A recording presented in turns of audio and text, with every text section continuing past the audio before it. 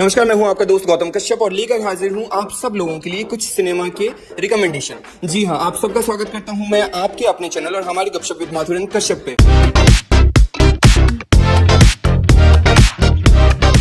So guys, आज मैं जिस अभिनेत्री के बारे में या जिस अभिनेत्री की कुछ मूवीज के बारे में बात करने वाला हूँ उनको आप सब जानते हैं, पूरा हिंदुस्तान और हिंदुस्तान के बाहर के लोग भी जानते हैं उनको। Dhak Dhak girl, dancing queen, expression queen, इन सब नामों से जाना जाता है। आप समझ ही गए होंगे, मैं माधुरी दीक्षित की बात कर रहा हूँ और मई मंथ में उनका बर्थडे भी आता है। हमने सोचा कि क्यों ना उनकी कुछ ऐसी मूवीज के बारे में बात की जाए जो कि अंडररेटेड है। आई मीन वो कहीं ना कहीं पैसा कमाने या फिर बॉक्स ऑफिस पे उतना बड़ा नाम नहीं कर पाई, लेकिन उस मूवी में जो माधुरी दीक्षित का कैरेक्टर था वो बहुत ही दमदार था। उसकी सराहना हुई, समीक्षकों के द्वारा उनकी तारीफ हुई, कुछ मूवीज के लिए उनको अवार्ड्स भी मिले। सो आज हम ऐसी ही मूवीज के बारे में बात करने वाले हैं। हम ऐसी मूवीज के बारे में बिल्कुल बात नहीं करने वाले जिनके नाम आप ऑलरेडी जानते हो या जिनका काफी नाम हो चुका है, लेकिन इन मूवीज की लिस्ट में डेफिनेटली कुछ ऐसी मूवीज हैं जिनके गाने आप शायद सुनते होंगे या सुना भी होगा और आपको पता ही नहीं होगा कि अच्छा ये इस मूवी का गाना है। तो आइए शुरू करते हैं बिना समय गवाए। इन मूवीज के ईयर्स बताऊंगा, इन मूवीज के नाम बताऊंगा और उनमें माधुरी दीक्षित का जो किरदार है उसके बारे में बताऊंगा। आंख कान खोल के आप ये वीडियो देख सकते हो क्योंकि ये बिना स्पॉइलर के होने वाला है। ओरे पिया, ओरे पिया।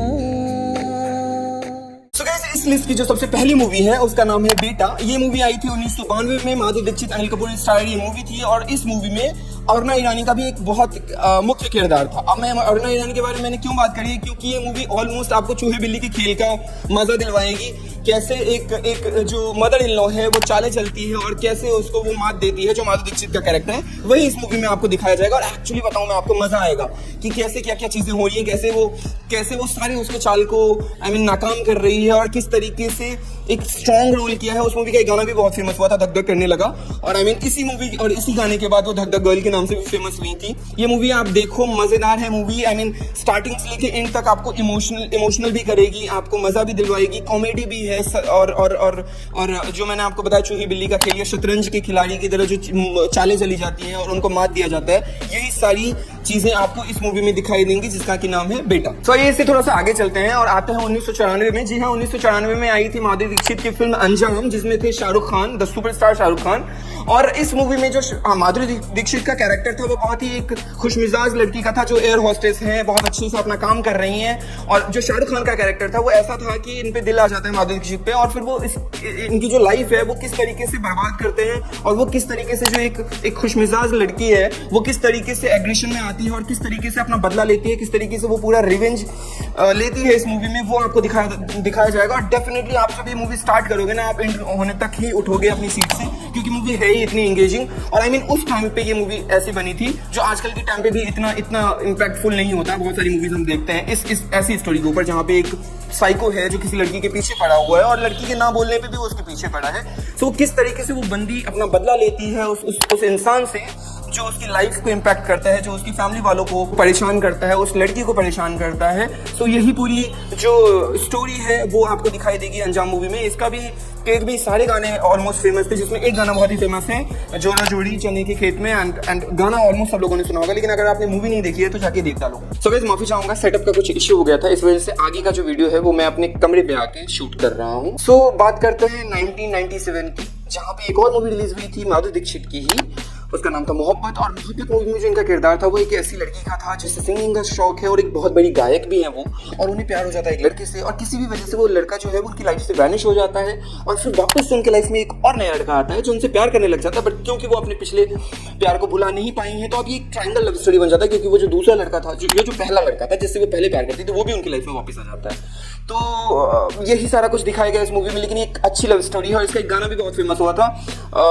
ओ baby don't break my heart, Abhijeet की आवाज में। तो अगर आपने ये मूवी नहीं देखी तो डेफिनेटली आप जाके देख डालो। तो इसी साल 1997 में ही एक और मूवी आई थी माधुरी दीक्षित की, जो कि बाकी फिल्मों में जो इनका निभाया गया किरदार है उससे बिल्कुल ही अलग था। बहुत बोल्ड किरदार में नजर आई थी ये। केतकी नाम का कैरेक्टर था इस मूवी में। मैं बात कर रहा हूँ मित्रगण मूवी की, जिसमें अयूब खान थे इनके साथ सह कलाकार। और एक्चुअली अयूब खान उस टाइम पे इतने बड़े एक्टर नहीं थे, बट ऑब्वियसली माधुरी दीक्षित का एक नाम था और इस मूवी में जो उनका कैरेक्टर था वो उनके निभाए गए बाकी पिछले फिल्मों के से बिल्कुल अलग था।